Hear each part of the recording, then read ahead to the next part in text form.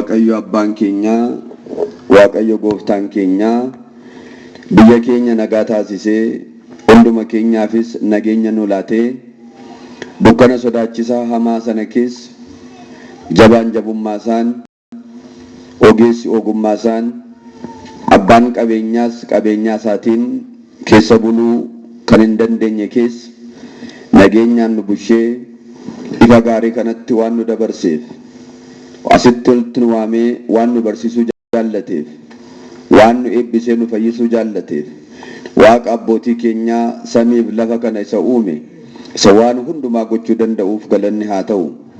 Kabajamoo abbootii koo ergamoota Waaqayyo warra lafarraa taatanii ummata Waaqayyo cubburraa akka hiiktaniif aboo adda ta'e Waaqayyo kan siniif kenne.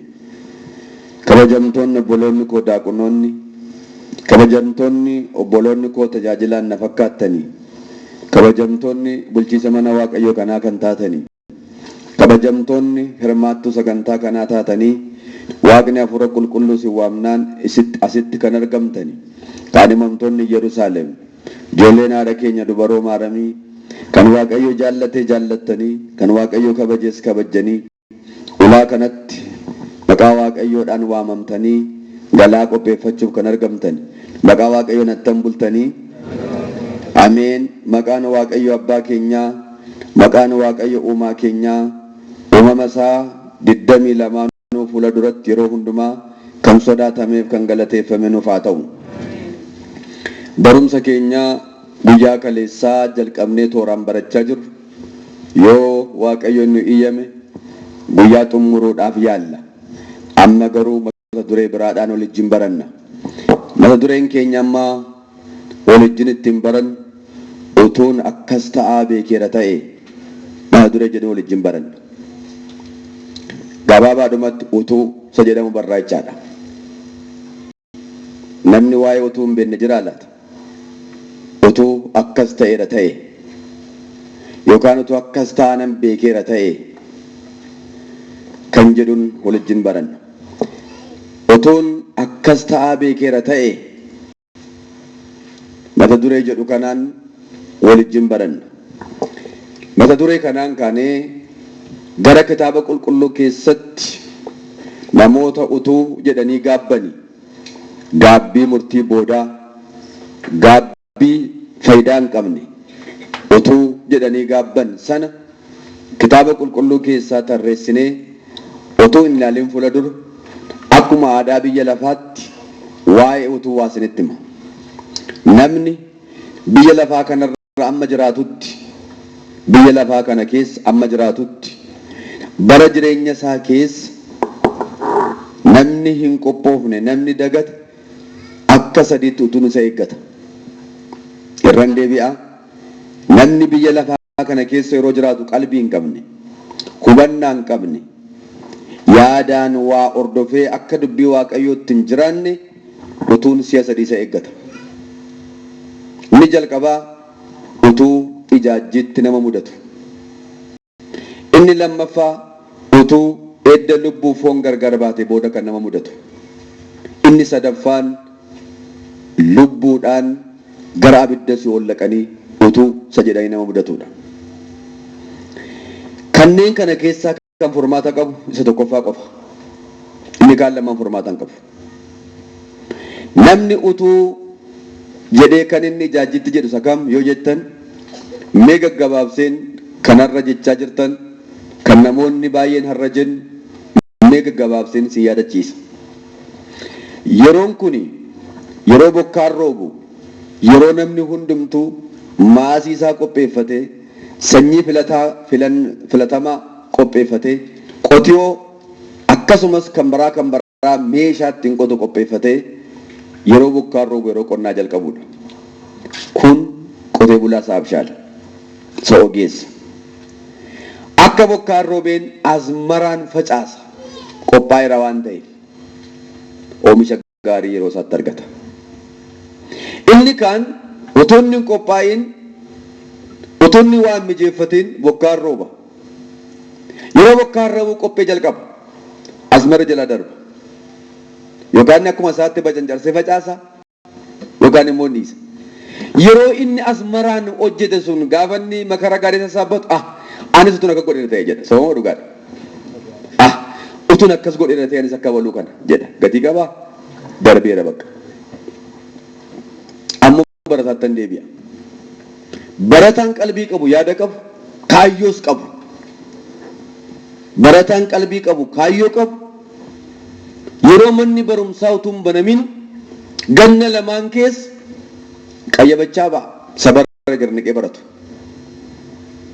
wanta barnootaaf isa barbaachisu hin qindeeffata manni barumsaa gaafa banamu in eegala manni barumsaa gaafa banamu gaafa eegalus hojii kooti jedhee kan barsiisaan barsiisu kan barsiisaan qajeelchu fudhata gaafa barumsa isaa xumuree qormaata dhiyaatu 100 keessaa 100 fida yookaan 80 ol fida sirriitti qayyabateera xiyyeeffateera kaayyeeffateera waan ta'eef gaafa manni barnootaa cufamu sanii irratti hin badhaafamu haati hin badhaasu obboleessi hin badhaasu mana barumsaa keessaa barsiisaan hin badhaasa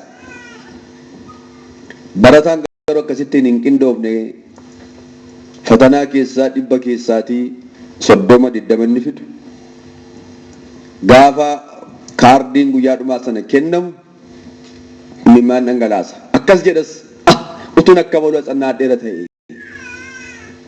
utun akka baluu ta'eera ta'e gatii qabaa daldalaanoo ishee kana mammaasaan sinitti hima mammaasa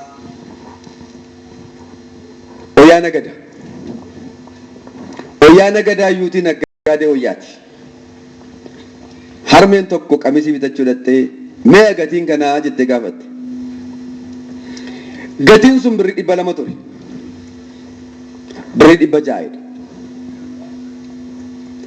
yeroo baay'ee namoonni yeroo nagadanii irra dabarsanii himu harmeen galagalchitee oyicha laaltee itti toleera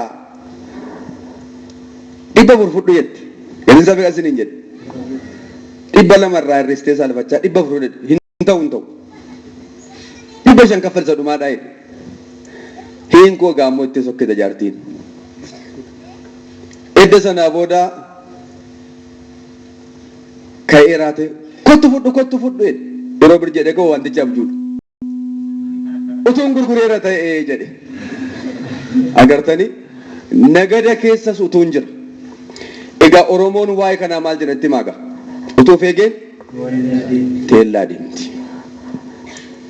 jireenya biyya lafaa kana keessa jiraattan keessatti waa tokko karoorstanii hojjechuudhaaf hin danqamtu waan sin danqa hin dhiiftu erga sanaa booda garuu hin darba wanti sun utuun akkas godheera ta'e utuun ijaareera ta'e utuun dhaabeera ta'e jedhee namni waan baay'ee yaada agartaniitu utuu egaa namni maaliif jireenya isaa keessatti utuu jedha maaliif jedha akkas tokko wallaalummaarraan kan ka'eetu utuu jedheetu gaabba kaan immoo kalleessi ta'uudhaan maal na dhibdii jiraachuudhaan utuun isa mudata akkuma isa biyya lafaa kana keessa utuun jiru biyya waaqarraa irrattis namoota baay'ee boru utuun hin mudata namoonni har'a yeroo sagalee waaqayyoo lallabamu yeroo waan gaarii hojjedhaa jedhanii namni baay'een dagatee yeroo inni itti bor utuu jedhee gaabbamoo jira yeroo inni bor rakkoon isa mudatu yeroo furmaata dhabee cinqamu abiddi itti qabsiifamu gidiraan guddaan isa mudatu utuu jedhee kan boodaariin qabu akkas akka hin taaneef barumsi keenya kun waa'ee utuu sagalgalaa sana nubatti hima utuun akka sadiittan siniin jedhe tokko utuu jaajjiitti jiranii amma kan nama mudatu lama yeroo fooniif lubbuun gargar baatu kan nama mudatu sadii du'aa ka'umsa olii galaa irratti kan nama mudatu kana jalaa ooluudhaaf amma jabaanne akka waan gaarii hojjennuuf xiyyeeffannaan keenya kitaaba qulqulluu keessatti namoota utuu jedhanii utuu gatii hin qabne utuu furmaata hin qabne warra akkas jedhan ilaallee kanarraa barumsa baranna jechaadha. Meeshaa lammaffaan sinitti hima utuu seerofooniif lubbuun gargar ba'u nama mudatu. Namni jaranaa keenya jiraatee kan isa eeggatu du'a. Namni haa beeku, haa wallaalu, haa jabaatu, haa laafu, haa bareedu, haa fokkisu, haa tamaaru, haa dhiisu, haa soorumaa yoo isa ta'u. Utuun kun onuma nama eeggatti. Nama isaan galle, nama waaqatti qabamee hin jiraanne, nama waaqayyoof hin bulle utuun kun isa eeggatti. Maa doktorii hin taane, maa ministeera hin taane, maa investara hin taane, maa namicha samiif lafa gidduu xiyyaara balaliisu maa hin taane. Amma hin qophoofnetti, hamma waaqayyoof hin bulletti utuun isa eeggata. Mee waa'ee du'a namaa sinitti hima. Namni yeroo duwwaa lamatu isa eeggata. Amma abbootiin keenya baay'een, haadhotiin keenya baay'een, obboloonni keenya baay'een, daa'imni keenya baay'een du'anii awwaalamaniiru. Gaafa du'an san ammatu afaan baasanii dasii booda dubbatu dhageessanii waan guddaatu isaan mudatee utuu hidhee darban baay'een isaanii. Namni waaqayyoo gaafa du'u akkamittiin du'a? Namni waaqayyootti amanee dafee safaraa galaa qopheeffatee har'a biyya lafaarra yeroo jiru namni waaqaa wajjin jiraate gaafa du'u dhaqa akka inni itti du'u seera uumamaa boqonnaa 49 laqa dubbisaa ilaala. 48 kaasaa dubbisaa ilaala amma 50tti. Akkas jedha. Yaaqoob jedha. Bara du'uudhaaf jedhu gabara guyyaansaa gaafa ga'u waaqayyotti mul'ise jedha. Yeroo waaqayyotti mul'isu ijoollee isaa waamee eebbise. Ijoollee isaa qofa miti ijoollee isaatis waamee eebbise. Gara abbaa kootiin deemuuf jedha. Gara abbootii kootiin deemuuf jedha. Karaa dheeraa sanan deemuudhaaf jedha. Aalsa dhumaa addunyaa kanatti nagaa dhaameen socho'uuf jedha. Dhaqi ijoollee koo naa waami nan eebbisaa. Ijoollee keessa waami fidi nan eebbisaa Yoosefiin jedha. Hin dhiyeesse hin eebbise. Edda eebbisee booda yeroo eebbisu maal jedhe? Ergamaan abbaa koo inni naan eegaa ture. Inni naan eebbisaa ture si haa eebbisu. Ijoollee keessaa eebbisu. Jedhee edda eebbisee raatee booda beeka narraa deemaa ga'a. Jedhee milla isaa diriirfatee siree isaarra ciise achumaan sokkeedha. Maaliin qabu jechaadha? Cinqiin qabu duunni qulqullootaa. Qaariin qabu duunni qulqullootaa. Yeroo du'an akkamittiin du'e ennaa jettanii ergamaa waaqayyootu gannata keessa abaaboo fooliin isaa shittoo caalaa urgaa kutee fidee funyaan isaatti buusa. Jedhee fuunfata. Achumaan lubbuun isaa takka kiyaabaati. Kun nama waaqayyooti. Kun sabaraa isa qophaa'edha. Akka utuun jiru beekee nama har'a biyya lafaarra yeroo jiru wanti biyya lafaa keessa nama goyyoomsan utuun goyyoomsin maaloonsi wanti gaarii fakkaattu fokkiftuun galgala nama balleessitu utuutti nama geessitu utuu kanaan hin goyyoomin nama qophaa'ee jiraatedha.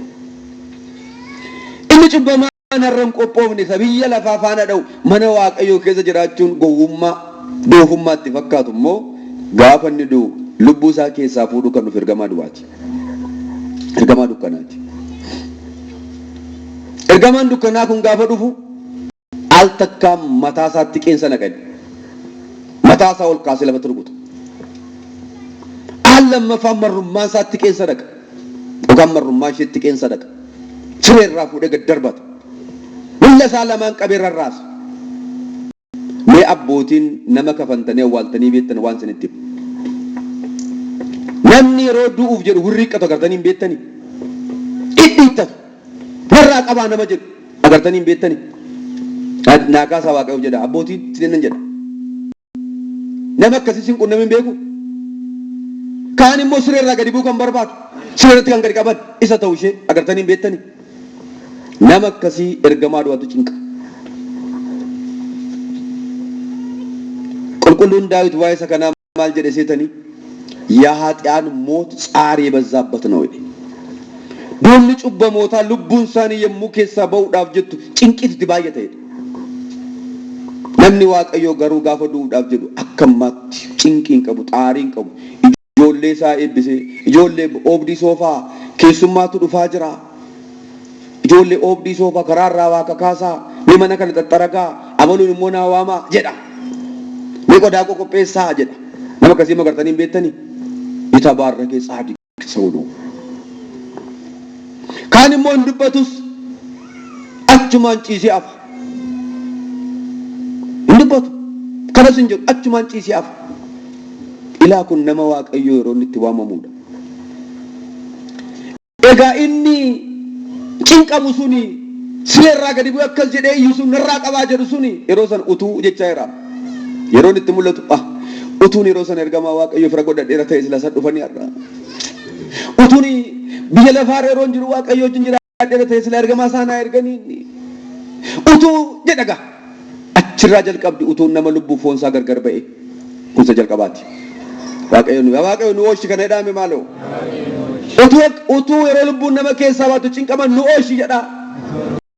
Dubbiin kun salphaa miti. In agartummoo dhagaaf tokko waan gaarii hojjedhaa irra sana jalaa ooluudhaaf garuu kanatu jira. Kanatu nu eeggata beeka. Isa ijaajjifala qaba. Qalbii jijjiirrachuu dandeenya. Hojii ta'e hojjechuu dandeenya. Hoggaa tokko nu darba malee lammaffaatti qophaa'uu dandeenya homaa miti. Isa ijaajjiitti utuu ijaajjii keessa jiru. Inni garuu lubbuu foon namaa adda gargar ba'e garuu rakkistuudha. Falan qabu. Falan qabu bakka. Sadhumee utuu akkasii Waaqayyo namaa oolchu. Edda sanaa booda lubbuu isaa edda keessaa fuudhee booda cina isaa dhaabachisa. Asirratti garuu nama tokko humurii kokatti nama lama arge nama akkasii.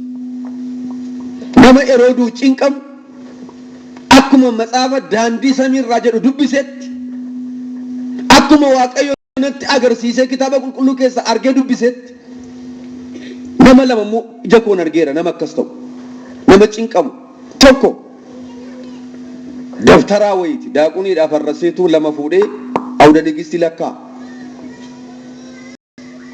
xonqaayiidha kan isaan beeku kan namaan sii beekaa jedheetu waa'ee namaa odeessee sobee nama guyyoomsii birrii namarraa nyaata awda nigisti lakkaa'ee nama kana gaafa inni du'u bultii 10 cinqabe.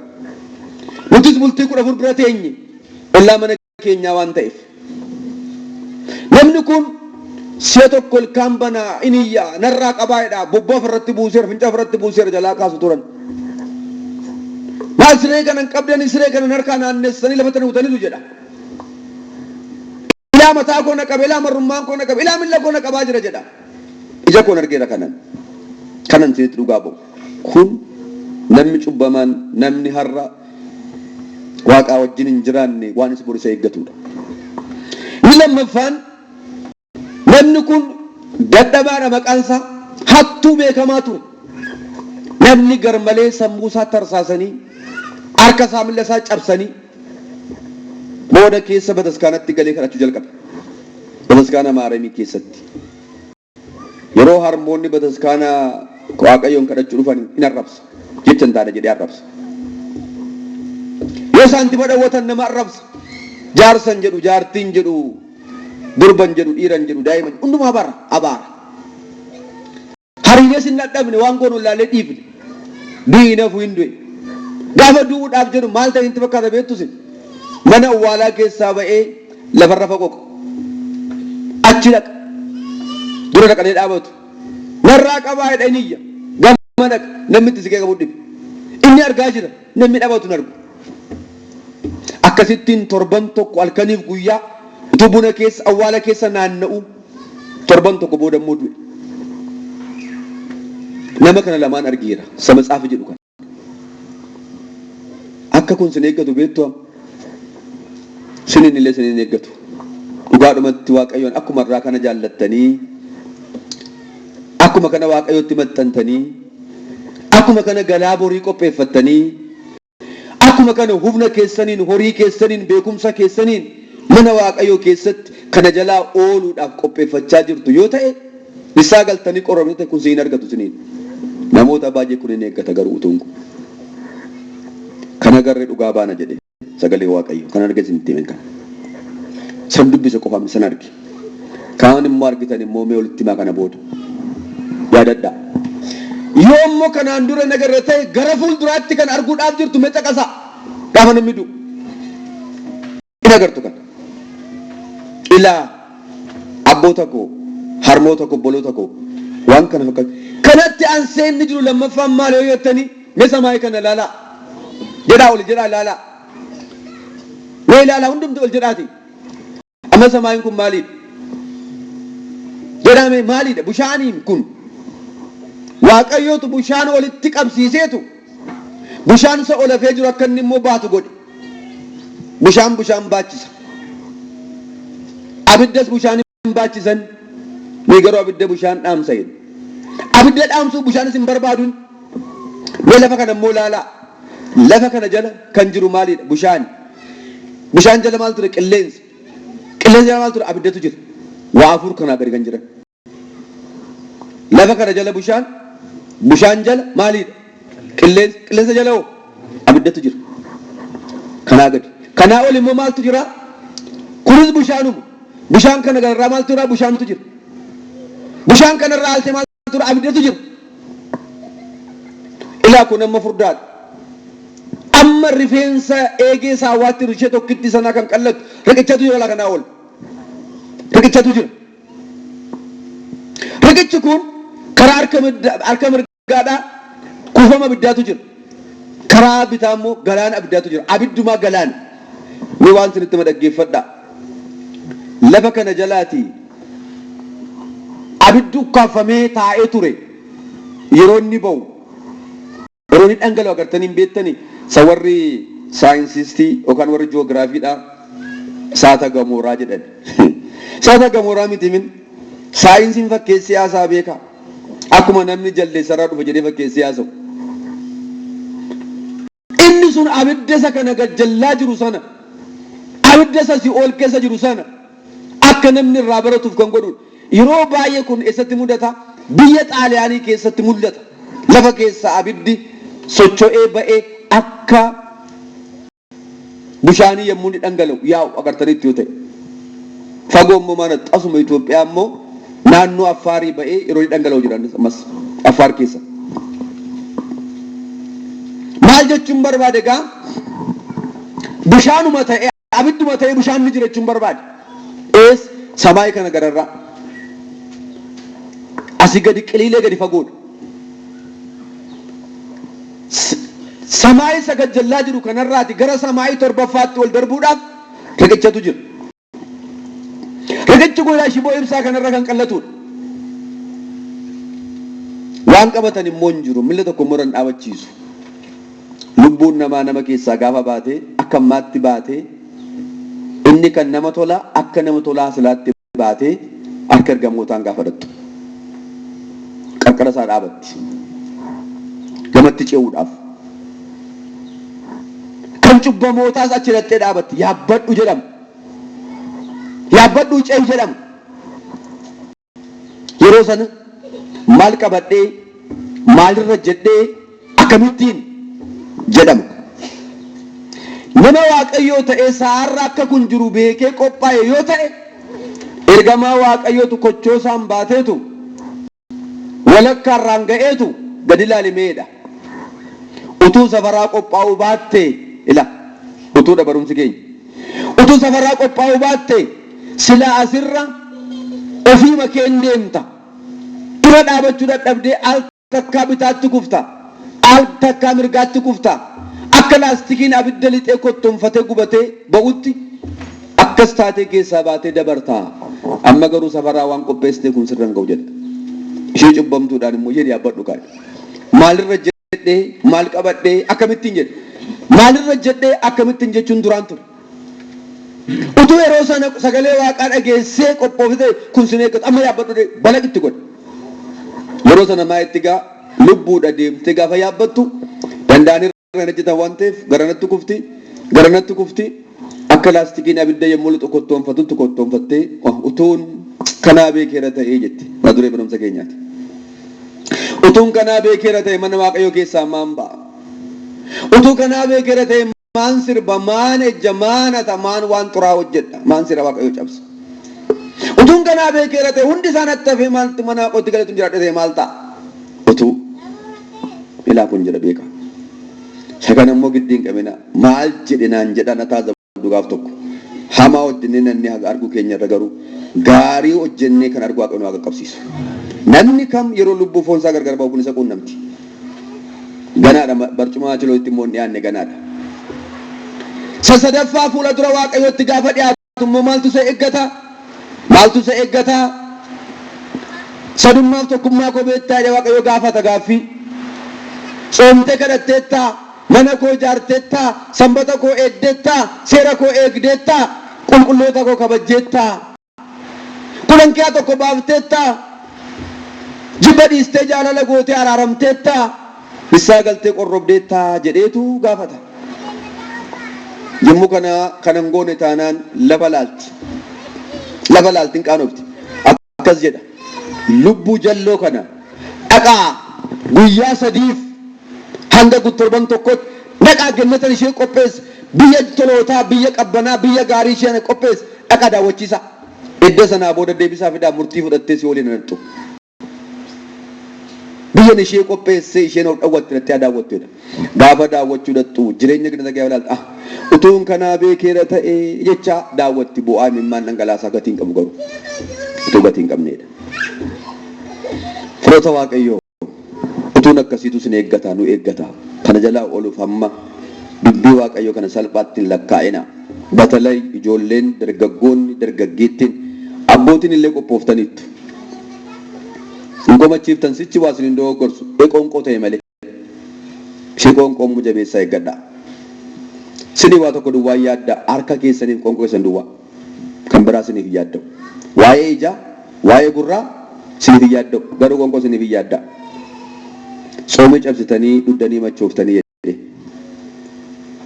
Harka keessaniin immoo daarii dhiibdanii madaala jallistanii nama rukuttanii yakka dalattanii sobdanii wangeela qabdee kakattanii jedheen siniif yaadda. Yoo kun sin goyyoomsite malee kan biraa siniif hin goyyoo hin yaadda'u. Dargaggeessa garuu waa baay'ee si eeggata. Guyyaatti deemina. Atis jabeessitii waan garatti gortu beeki. Hundumti keessan garatti gortan beekaadha. Garatti gortan irra bartanii nama borsiin rakkisu boruutuun hin jiru. Namooti baay'een kan isaan rakkisu har'a garatti godhan wallaaluudha. Inni sadaffaan utuu hin jiru sakaan beektu gaafa du'aa ka'umsa walii galaa sana. Namni hundumtuu du'e achumaa hin hafu beekaa. Maal isa godhu maal isa godhu hamaa isa godhu gaarii isa godhu namni hundumtuu du'e kun inni jirus anaaf sinuu duunee gad dabalamnee biyyoo uffannee biyyoo kana keessa haaraa taanee kaan kun ilaa gara fuuldratti nu eeggata. Amma warri seeraan awwaalamanis warri awwaalcha dhabanii dirree waraanaa irratti lafeen isaanii harca'ee bososee darbes warri bineensi nyaates warri bishaan nyaates bakka jiraniiti hin ka'u hundumtu. Tokko nama kan ta'e namni du'e achumaan hafu hin jiru. Ilmi Waaqayyoo fakkeenya nuu ta'uuf du'ee du'aa ka'eera waan ta'eef. Kan du'a keessaa kaan immoo akkamitti yoo jettani ergamaa Waaqayyoo isa har'a namoonni baay'ee jibbani. Ergamaa Waaqayyoo isa namoonni baay'een irra maalummaa isaa hin beekne. Anaaf sin garuu kan waa'ee isaa zakkaru yaadannu.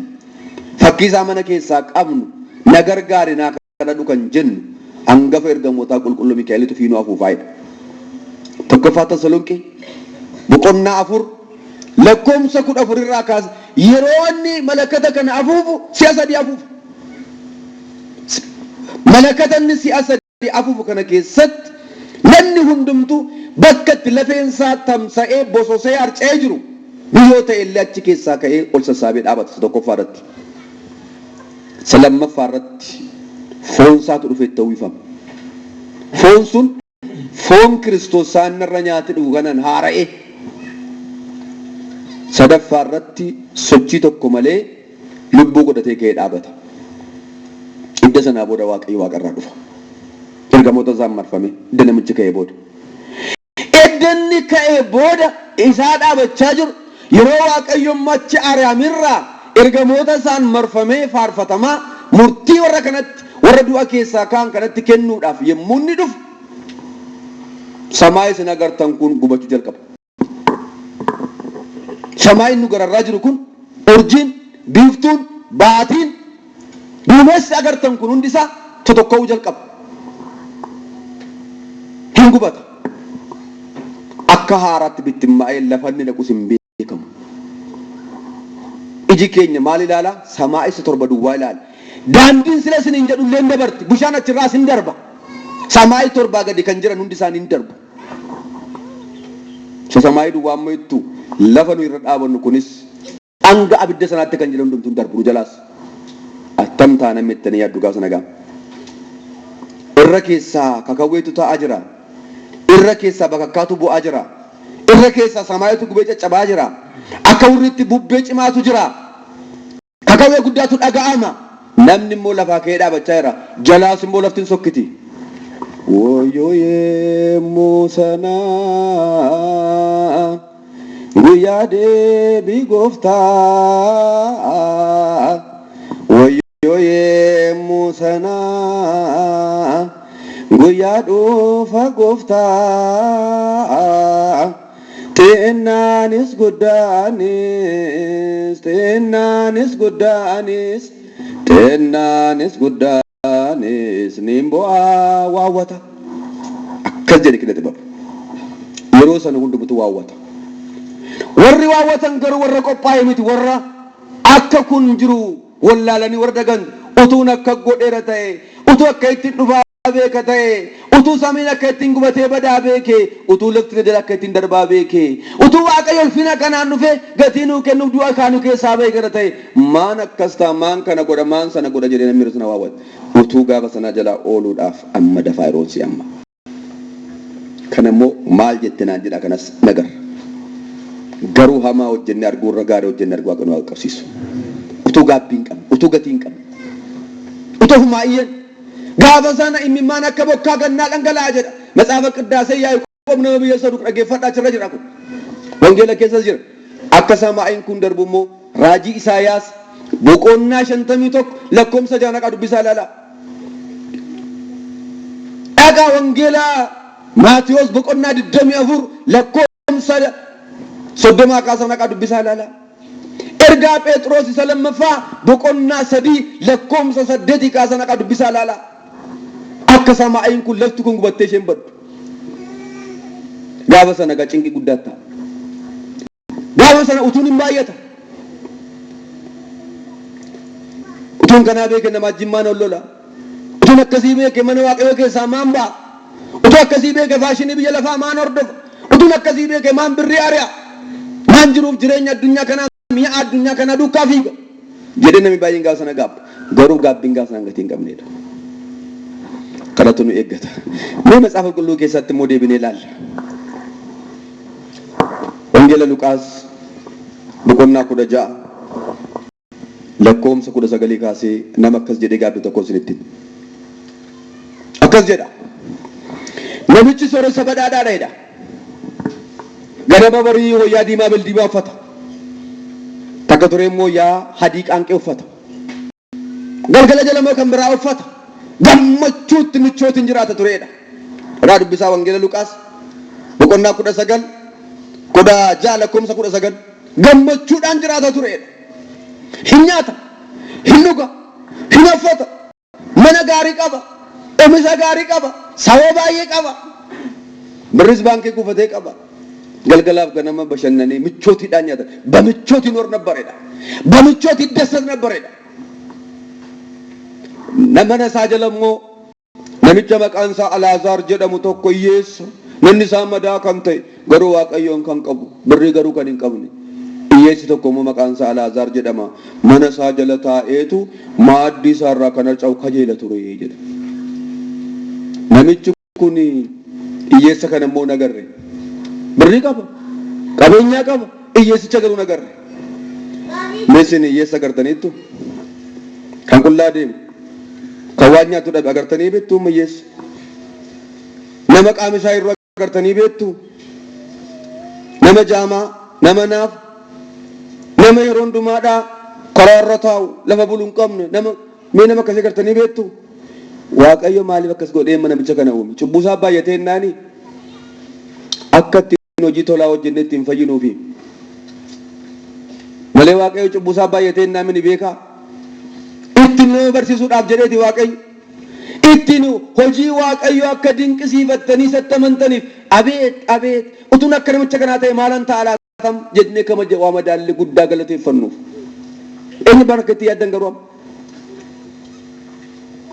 namoonni baay'een gaafa hiyyeessa argan bahee seexanaa akka waan inni tola fudhate yookaan dura dhaabatee fudhate waaqayyo hunda isaa waan godhuuf gaarummaaf godha beekaa.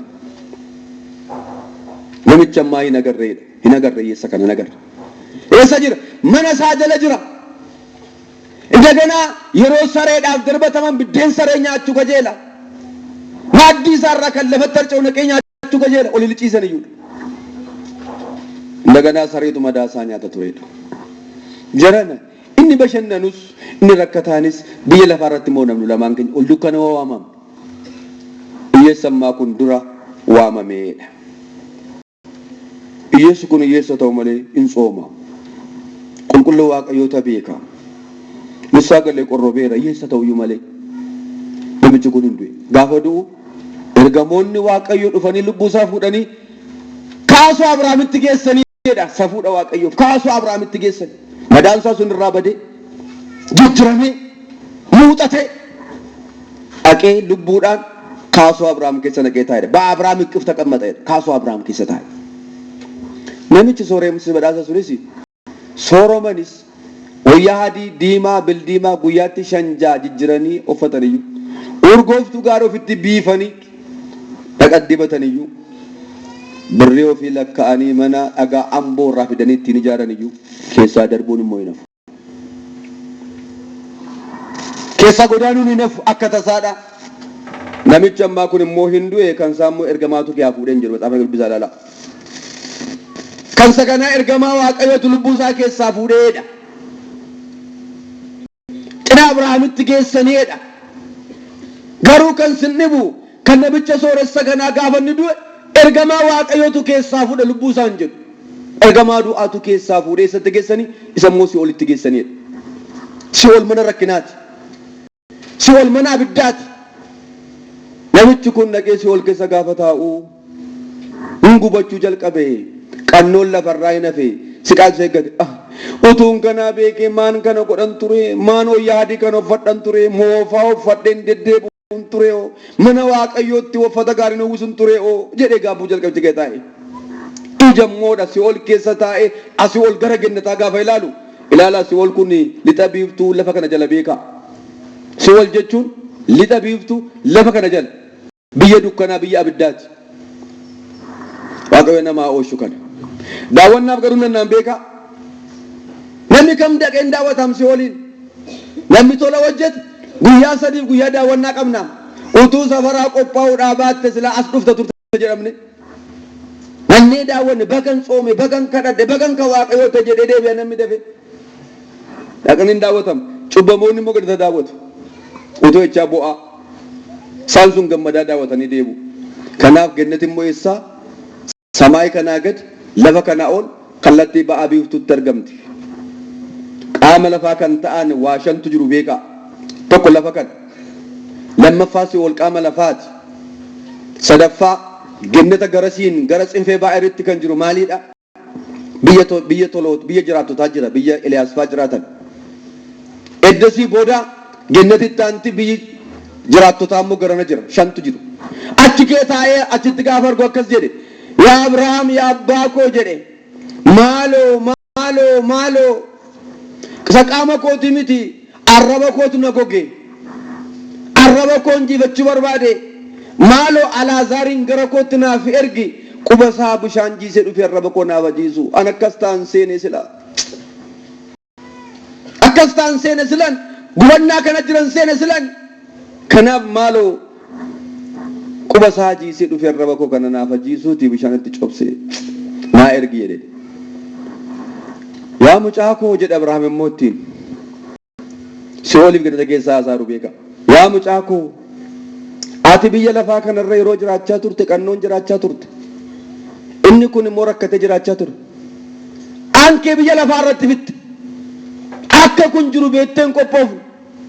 Gammachuun isa biyya lafaa isa waggaa 70-80 sitti fakkaata bara baraan kana keessatti rakkatta. Isaaf immoo darbee bara baraan gammadee jiraata. Siif isa gidduu allayyaa guddaatu jira. Inni gara keetti gara kee dhufuun utuun kanaa beekeera ta'ee boo'icha gatii hin qabne boo'u jalqabe. Ijoolleen kun sana ta'a warra buna gadda deebi'aa ta'a naqaati. Amma yeroo isaa miti. Warra ijoolleen immoo ijoollee sossobaa. Yommuu kana maal godhe sinitti fakkaata? Egaa ammoo yaa Abrahaam yaa abbaa koo jedhe biyya lafaarraa kan akka koo gowwaa ta'an kun akka jiru kan hin beekne obbolaa nama shanan qaba. Shanan isaanii kunis boradhumuun isaanii naf utuu isaan as hin dhufin garuu dhaqee Alaazaar isaanitti waa'ee isa biyya waaqarraa kana akka itti lallabuuf naa ergii mandara biyya kootti naa ergii. Maal deebise beektu Abrahaam? Isaaniif immoo seerri Musee jedhaa dhala. Seerri Musee barsiisi raajotaadhaa caafamee jira. Lallaboonni jiru. Lallaboota irraa dhaga'anii haa qophaa'an. Lakki abbaa koo anoo utuu isaan jiranii utuu caafati Musee jiru utuu raajoonni barumsa raajotaadhaa jiru utuu lallaboonni jiranii dhaga'uu dadhabeen akkas ta'e namni tokko du'a kee naqetti lallabuu wayya jedheedha. Caafata sana lallaboota ani kaawwadhe sanaaf hin dhaga'an taanaan namni tokko du'a keessaa dhaqee yoo itti lallabellee dhagaanii fayyuu hin danda'an jedheedha. Bakka bara baraan achi gadi utuu jechaaf. Akka kun jiru beektamu. Amma har'a namichi kun biyya lafaarra ture jireenyi birriitti fakkaate. Jireenyi nyaatatti fakkaate. Jireenyi uffannaatti fakkaate. Jireenyi jechuun kana ni beekaa. Maal kun waggaa 70 badaa maalitti kun? Jireenyi kan jedhamu kan lakkoomsa hin qabne kan daangaa hin qabne kan bara baraa sanaadha. Jireenya jechuun samirgaa qaba jiraataniidha. Jireenya jechuun mana abbaa ofiitti deebi'anii mana abbaa ofii jiraatanidha. Amma namni biyya lafaarra maali? Biyyi lafaa kan keenya ni beekaa darabaa dhufneem kana dheekkamsaaf dhufneem. Namni jaranaa keenya mana isaa keessaa bahee darabaa hin galu mana isaatti. Namni mana isaa keessaa bahee godoo boqqolloo dallaa biratti naqee ijaarratee jiru deemee mana isaatti hin galaan beekaa. Mana isaa ijaarrata dhugaatti. Namni keenya inni dhugaa isaa waaqaraatu isheen keessa jiru kun godoo boqqollooti beekaa hin diigamti. Kanaafuu kana keessa amma jiraattanitti sagalee waaqayyoo kana dhaga'aa. Sagageessan immoo jirra ooshaa. Akka kun jiru beekaa yoo diddan garuu maal jettanaan jedha guyyatti har'as yaadadhaa utuu sun eeggata. Namni har'a waaqaaf hin bulle karaa waaqarra hin deemne utuu kana sun eeggata. Kanaaf abboota koo harmoota kana jalaa ooluudhaaf hamma waqattamanaa. Yeroo inni immoo geessetti fagoon seenaa barri kun amma sadhumaarra jira simintanyaa ishee irra jirra. Bara raawwataa jala jira. Kanaaf hundi isaa ol maraa jira. Kanaaf nama ol ajjeesaa jira. Kanaaf waan hundumtu nama cinqaam. Bara raawwataa jala nama dhiphisaa nama yaaddessan jedhu eenyu abbaan nagaa qabu hundumtu yaaddaan jiru inni qabus inni hin qabnes inni tamaares inni hin tamaarres cinqamaadha. Inni biyya bulchus inni bulus cinqamaadha. Maaliif jennaan bara raawwataa jala wanti nama yaaddessu nama dhiphisu dhufuudhaaf jira jedhee caafamee jira. Lammaffaa Xiimotewos 3:1 irratti. Kanaaf kan nama yaaddessu immoo sabaraa baraa sana waan ta'eef kana jalaa ooluudhaaf amma sabaraa qophaa'a. Inni lammaffaan utuu kan nu ilaallu inni lammaffaan maal yoo jettan matsaafa weedduu caalu boqonnaa 5 lakkoomsa 2. Matsaafa weedduu caalu yookaan faarfannaa caalu matsaafa Solomoon irratti maal jedhee caafamee jira? Seenaa sanan sirriitti magabaabsee akkas jedha. Walumaa gala matsaafa Solomoon yoo fudhattanii ilaaltan jaalallee koo bareedduu koo kaadhimaa koo jedhee caafamee jira.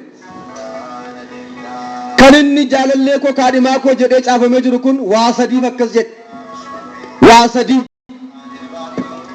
sadii kun maal yoo jettan tokko saba Israa'eliin jedhe jaalallee inni jedhe sun. Lama sirna kakuu moofaadhaan jedhe jaalallee sana. Inni sadaffaan jaalallee sun giiftii keenya maaramiidha. Namoonni baay'een garuu akka jaalallee foonitti kan lakkaa'an miti.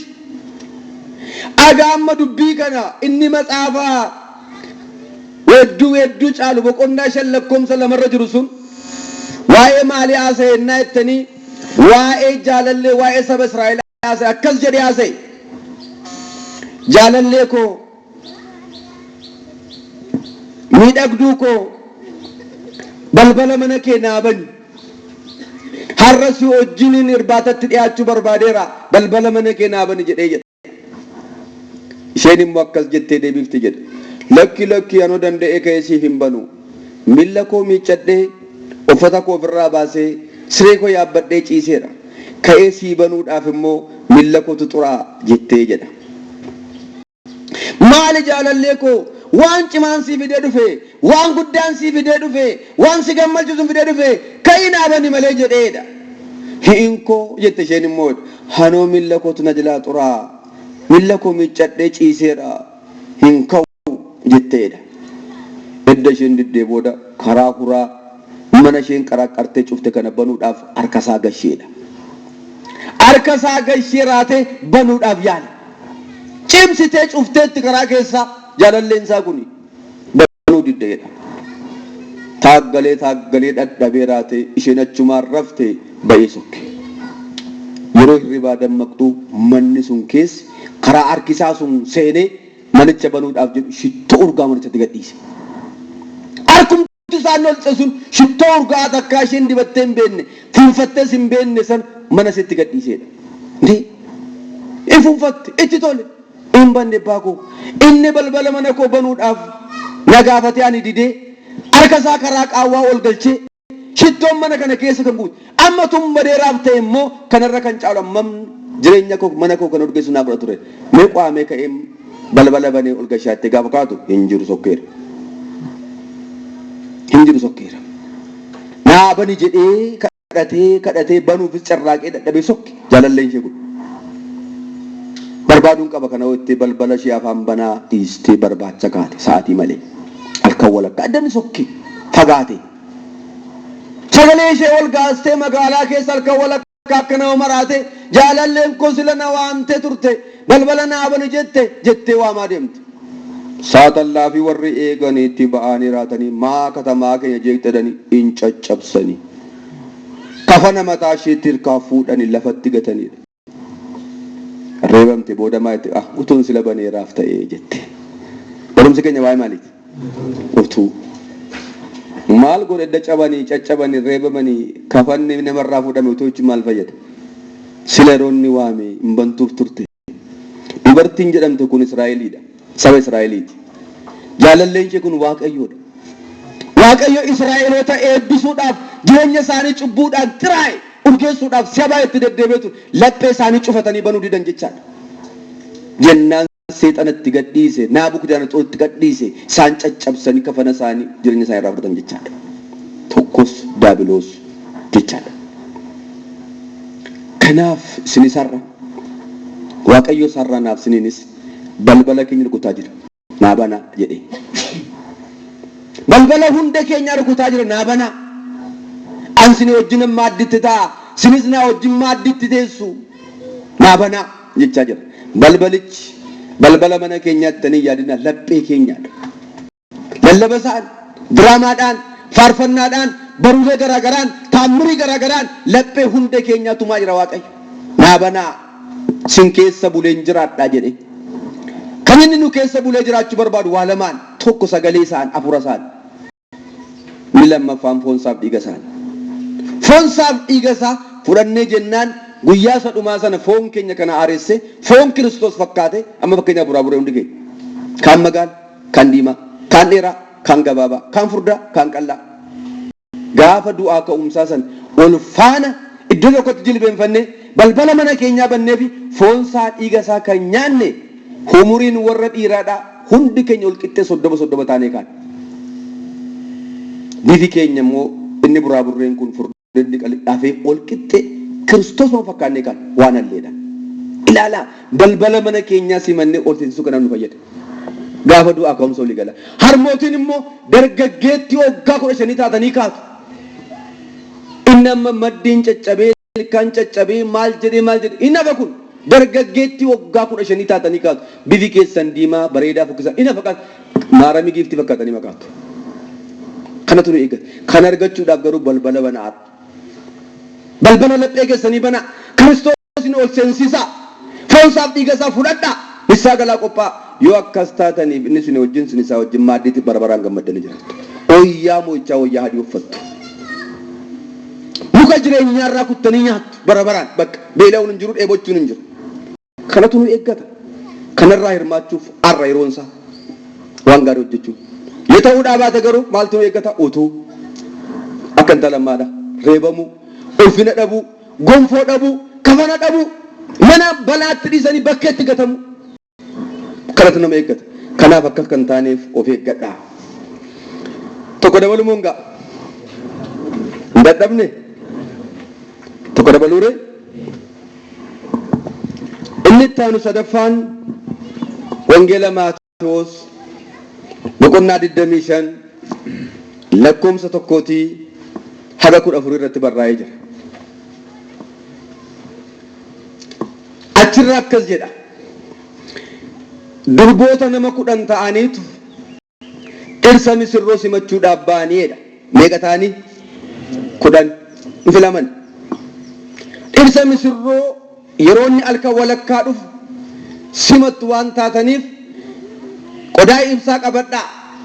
Qodaa ibsaa keessanitti immoo zayita guuttadhaa yookaan naaftaa guuttadhaa.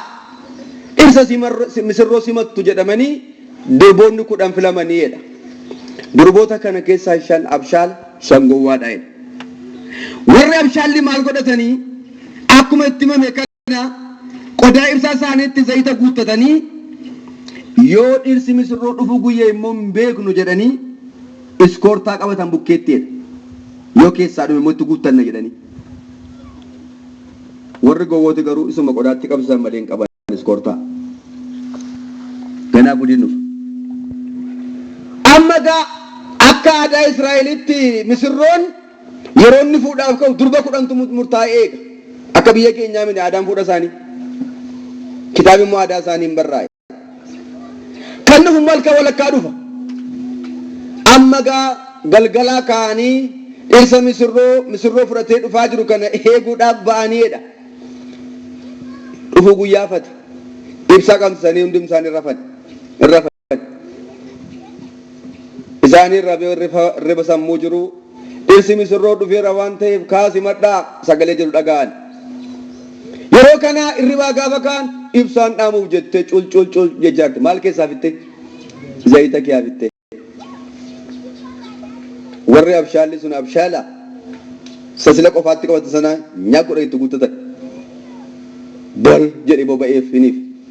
Warri gowwaan garuu dhaamuuf jetti. Nu liqeessaa jedhan maal? Inni nu itti naqane nurraa hafee siniin hin ga'u. Kanuma nu ga'u duwwaa nu qabannee dhagaa katamaa ba'aa bitadhaa jedhaniidha. Halkan walakkaa suuqiin jira. Natti himaa. Halkan walakkaadhaaf abbaan suuqiin rafeera. Kan eegummaa ala taa'ee waan yaadu waa ta'e gattu. Hin jiru kanaasi. Gowwaan kun ammas akka kun ta'utuu beekanii barbaacha kaa'anii. Kana gidduutti dhirsi misirroon dhufe warri nama 5 ibsaa guuttatanii hin simatanii misirroo wajjin gammachuutti jalqaban balballi cufan. Dhaqanii katamaa keessa deemanii barbaacha oolanii gaafa dhufanii balballi cufameera. Otoo akkuma jaraa sila guuttannee kaawwannee irra ta'ee jedhan. Tokkoon kana hiikoo 5 qaba. Amma hiika sitti himuu hin danda'u. Matsaafa kan dubbistu kan hubattaa jedhu kanaan dura barreessira dhaqaa ilaalaa. Durboonni 5 abshaalli sun eenyudha? Durboonni gowwaa 5 sun eenyudha? Ibsaa jechuun maal jechuudha? Zayita jechuun maal jechuudha? Dhirsa misirroo sun eenyudha? Magaalaa bituu barbaacha deeman jechuun maal jechuudha? Nu ga'ee isin hin ga'u jechuun maal jechuudha? Amma isin hiikuu hin danda'u kana maa dureen kochi nan geessu. Garuu kana isinitti barbaadu dhirsi misirroo gooftaa Yesuus Kiristoosidha. Saanni ganaa ergamoota isaa qulqulloota isaa wajjin marfame tokko keenyaaf gatii keenya nuu kennu kan dhufuudha. Ibsaan hojii gaariidha. Zayitanni jedhamu tokko jaalala, tokko amantii. Jarri sun jaalala qaban jechaadhaan gowwoonni sun amantii qaban jechaadhaan gowwoonni sun maqaadhumaaf kiristaana malee hojii kiristaanummaa hin hojjenne jechaadhaan warri gowwoonni sun. Kanaaf namoonni har'a amantii hin qabne, jaalala hin qabne, hojii amantii ol simsiisanii akka fooniif lubbuu keenyaa hin hojjenne gaafa Kiristoos dhufu bakkeetti hafanii balbalatti cufame utuu kana goone irra ta'e nama jaalladheera ta'e jibba dhiiseera ta'e hojii amantii hojjedhe jedhee isaan gabban sanaadha. Kana jalaa ooluudhaaf har'a amantii qabaadhaa, jaalala qabaadhaa. Mana waaqayyootti deddeebi'aa waan sagaleen waaqayyo hojjedhaa isin jedhe hojjedhaa. Yoo kana gootaniif utuu gaabbii gaafa gooftaan uf jalaan ooltu ta'uu baannaan teenye mala maal Ansiniin dirqisiisu filadhaa kan barbaaddanse. Amma waa'ee utuu kanaa waa isinitti hima. Yeroo baay'ee anaaf isin kan nu dagu utuutti kan nu geessu waanuma har'a garu waanuma har'a ilaalu nu bashannansiisu fakkaatu nu gammachiisu fakkaatu yeroo itti jiraannu yeroo ilaalu diraamaa isaa gaafa ilaalu kanatu nu dageeraa ta'e booddee utuutti nu geessa. Sina tokkoon isinitti himu kanumaan hin gabaabsu. Dinkii beektu hundi keessan ni abbaan dinkii beektan. Dinkii jechuun maal jechuudha? Jalqaba duraa dinkiin akka itti dhalate yoo isinitti hime seera uumamaa boqonnaa 6 irratti ijoolleen waaqayyoof ijoolleen namaa ol fuudhanidha. Ijoollee waaqayyoof ijoolleen namaa gaafa ol fuudhan isaan lamaan gidduutti waatu dhalate waan lama dhalate. Inni jalqabaa Nifileem kan jedhu dhalate. Nifileem kan jedhaman kun wajjaan isaanii lafaa ba'ee samaayii kan ga'udha. Nama biiftuu jin dorgomii deemedha Nifileem kun. Fakkeenyaaf Gooliyaad inni meetirii 3 wayiidhaas gosa isaanii keessa dhalate. Warra Nifileemota keessa. Tokko jara kan dhalate. Kana mistira isaa guyyaa biraa ilaalla. Lammaffaa kan dhalate Zeekiyoos nama jedhu dhalate irraa. Zeekiyoos namni jedhamu shumburaa jala taa'ee nama ookkoon gadi qabee jaratee nyaatudha. Safuudha waaqayyoof. Maal jedhee? Ngolfinaa kana safuudha tuu jedhamee tufarra. Ilkaan kormi ilkaanii gadeedha tun argin nasha. Shumburaa jala taa'eetu ulee ookkoon gadi qabee ciree irraa nyaata. Zeekiyoos kun kanatu dhalate. Nama kana fakkaatutu biyya lafaarra in agartu iddoo biraatti immoo amma sana ga'uu yoo baate illee umuriin isaa 50-60 jilba keessaniin gadi. Najjoofa fakkeenyaaf jiru agartaniittu. Isaan kun maal jedhamu? Dinkii jedhamu. Waaqayyo waan kana godheef beeka safuudha. Akka addunyaattis jira, darbee biyya keessa jira, tarii naannoo kanas jiraachuu mala hin beeku ani. Maal ta'e isinitti fakkaataa nama akkasii karaa deema? Dubbii qotuun hin deebisa. Gaafa inni karaa deemu haduun itti dhee mana jara tokkotti goree na bushaa'edha. Gaafa argan kolfa caccan. Isheen immoo gaafa halkan mana keessa galtu kaatee hin dannasti inaasofti aasaa isheen aasoftu kun akka coomaatti miyaa'e hin deemtu nu bira taa'e malee dhan jira. Hin bashannansiifte yoo. Galgalas hin taphachiifti ganama hin taphachiifti hin deemtu jedhan. Ata'u gaadda taa'e naan jettaniitti naa iyyamaa gurdoo mana keessatti tan silaa xinnoodha mana xinnoo ishee jaradheen keessa bulaa'itti eessatti jetti gurdoo mana isaan walakkaatti abbaa manaa haadha manaa ijoolleen ijaarratti kun immoo nu shaafachiifte jedhan diraamaa fadaa kana nu bashannansiifte ijaarratti jedhan inni iyyamanii gurdoo manaa keessatti dhattee mana ijaarratti hin ta'an utuu taphachiiftu utuu bashannansiiftu utuu qofalchiiftu taphachiiftu sanyii diraamaa televezyiinii keessaa Toomiif Jeerii fachaa jettinis akkasana sinillee ni ilaaltan malee waa'ee Toomiif Jeerii eetta qabdu sinoo qonnaa keessaa malee hin beektanii warra magaalattan dubbadha kana ijoollee keessan baltanii agarsiisan Toomiif Jeerii kun rakkina qabdi baaltii warra faranjii ala kana dhiisaa nagarsiisanaatti faarfannaa dhaggeeffachisiisaa akkas jette jennaanu attee gaaf tokko waama xiraa biyya lafaarra hin jirre ooma naa macheessu ajaa fiddee keessa kaawwatte uumudha hundumtuu fuudhii bayi jedhan maal mana keessan kaawwadhanii yootti akkatti biddeen nyaatan dhabanii ala taa'ee biddeen nyaatan maal keessa gadi baafte maal keessa fiddee geesse maa jedhan beektu sin maqaa dubartii kana afaan kana mana kana keessa gayyuu utuu kaasan hin gashine ta'ee jedhan isheen immoo utuu maqaa kee hin gashine utuu hin gashine ta'e utuu hin gashine ta'ee jedhan gaafa isheen ajaa'adhaan ooltu hin ta'an borus deema keessa jaa baasennaan didde dhaqanii himatan gaafa himatan daanyaan ilaa akkas akkanu godhee jedhan mana keessatti manni ni ijaaramaa maaliif mana keessatti mana ijaaruun ilaattan sinii amma kan isaa keessa kaawwate mirga qaba dhuguma dubbiin sila bade maal godhu ay daanyaan gaafatti murteessu utuu si lallaanneef ta'edha nammas utuu lammaffaa ilaala amma maal goone mareetan kottaa in orfinaadhan yeroo orfanii jedhani in iyyiti nama dirmatee dhufu ilaa jarri kun an du'eennaan jara kana sun ajjeese waan ta'eef luba gumaa kooluu danya nama barbaadu jette amma ajjeesanii naan dubbiin cimaa cabee jennaan jaamee jennaan naa hubadhaa jette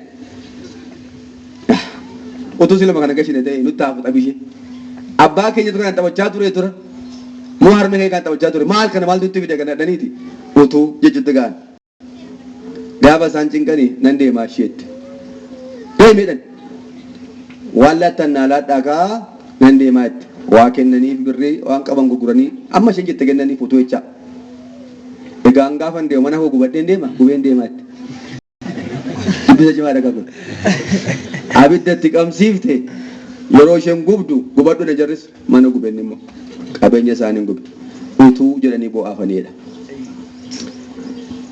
Jaranaa keenyaan nuyis mana waaqayyooti. Anaafis mana waaqayyooti. Akka mana waaqayyoo taane caafamee jira. Mana waaqayyoo keessatti mana seexanaaf hin ijaarinaa. Namoonni baay'een mana waaqayyoo taatanii utuu jirtanii mana waaqayyummaa keessan kana keessatti seexanaan mana laattaniitu. Namni har'a nama wajjin ollolee hin araaramne seexanaaf mana ijaareera mana isaa keessatti.